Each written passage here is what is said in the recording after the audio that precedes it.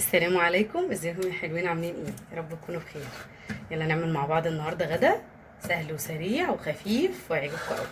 كله في الفوق، كله هيستوي في الفرن بطريقه حلوه قوي وتتبيله حلوه. ده خضار هنقطعه مكعبات، تكون ايه يعني كبيره شويه، ولا صغيره ولا كبيره، يعني وسط كده، عشان ايه لما تستوي تكون ما تتهريش يعني في السوا. هروح اقطعها وهرجع لكم تاني بالخضار وهو متقطع. ما شاء الله، بصوا بعد ما قطعت الخضار بصوا اصلا شكله يفتح النفس ازاي.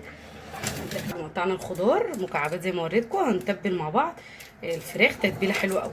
هنضرب في الكبه بصلتين دول عشان فرخه كبيره، طماطميه وتوم، وهنا التوابل بتاعتنا ملح وبابريكا وكزبره وسبع بهارات وفلفل اسود. ورقه اللورا والحبهان ما بضربهمش معاهم، بحطهم في الاخر عليهم، وبحط زيت وخل. هنروح نضربهم في الكبه ونرجع لكم. نسيت اقول لكم قرن فلفل اخضر رومي. حطينا الخضار كله اهو، البصل والثوم والطماطم والفلفل الاخضر الرومي. هنحط بقى البهارات اللي انا قلت لكم عليها، بسم الله، والليمون، عصره ليمونه، وحطينا شويه زيت، واحط شويه خل. مهم قوي الليمون والخل في التتبيله دي، عشان دي تتبيله ايه سريعه، لاني انا هتبلها واسيبها شويه عقبال ما اجهز بقيه الاكل، فمهمه جدا تحطي الليمون والخل. ادي التتبيله بتاعتنا اهي بقت جاهزه، بسم الله الرحمن الرحيم. اهي ادي التتبيله اهي بقت جاهزه. هننزل بقى ايه بقطع الفراخ كده، قطعه قطعه، نشربها كويس جدا جدا من التتبيله. كل قطعه كل قطعه كده ايه، اقعدي شربي كل قطعه، شربي فيها كويس قوي من التتبيله. طبعا انا غسلاها زي ما قلت لكم كويس، ومفتحاها قطع الصدر اتنين عشان ما تاخدش سوا، لان الفرخه دي كبيره.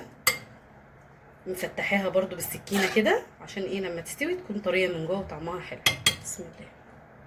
هي دي الفراخ. طب شربتها كويس جدا جدا من التتبيله، والله اسهل واسرع تتبيله ممكن يعني تعملوها للفراخ وهتعجبكم جدا. بحط بقى في الاخر واحدتين الحبهان دول من فوق كده يدوها ريحه، ورقه اللورا. سيبهم بقى يتبلوا. نتبلوا بقى تتبيله حلوه قوي، بسم الله الرحمن الرحيم. ننزل كده بالخضار كله في بوله واسعه كده. عندي كده ايه شويه فاصوليا صغيرين كده خضرا، هحطها عليهم، بسم الله الرحمن الرحيم.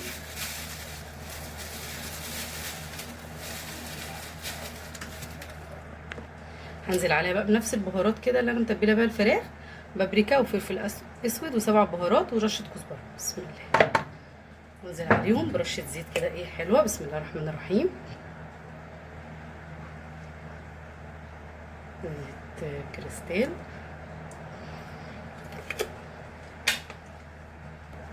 والملح بتاعنا، بسم الله.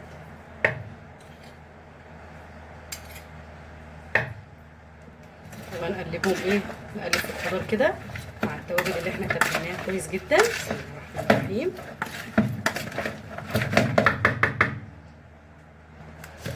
بسم الله. هنزل كده ايه الصينيه بتاعتنا. بصوا اصلا شكل الخضار والله يفتح النفس ما شاء الله. بحط هنا ايه فص توم كده، بصوا حاجه بسيطه كبير كده عشان ايه يبقى باين يعني يتشال. اوزعه بس كده في الصينيه، انا عايزه الريحه بتاعته بس. بحب احط ايه الدهون بتاعه اللحمه تبقى عندي انا، بتبقى زياده في اللحمه لما بكون جايبه لحمه، بروح موزعها دهون صحيه، وفي نفس الوقت والله بتدي ايه طعم حلو قوي صينيه الخضار دي. وزي معلقه صلصه ودوبتها في شويه ميه كده واوزعهم على الصينيه، بسم الله. عندي الشبكه دي بتاعت فرن الكهرباء بتاعي، هحطها كده. طبعا اي شبكه موجوده عندك تقدري تحطيها. بحطها الصينيه من تحت وهي من فوق، هي بسويها كده، بسم الله الرحمن الرحيم. بوزع الفراخ كده اللي انا متبلاها، بسم الله. هندخلها بقى الفرن ونوريها لكم وهي في الفرن. هي دي الصينيه بتاعتنا طلعت من الفرن.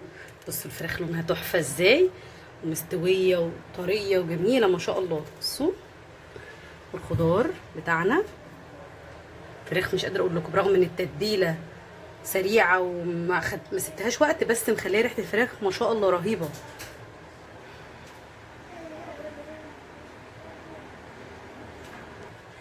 وادي الخضار بتاعنا، بصوا طري في نفس الوقت ماسك نفسه. فراخ شويه الرز بشعريه بتوعنا ما شاء الله. بصوا شكل الخضار.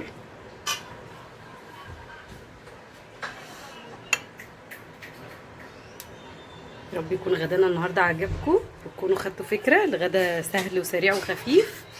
ما تنسوش تشتركوا معانا وتتابعونا وتستنونا فيديوهات جايه كتير. سلام.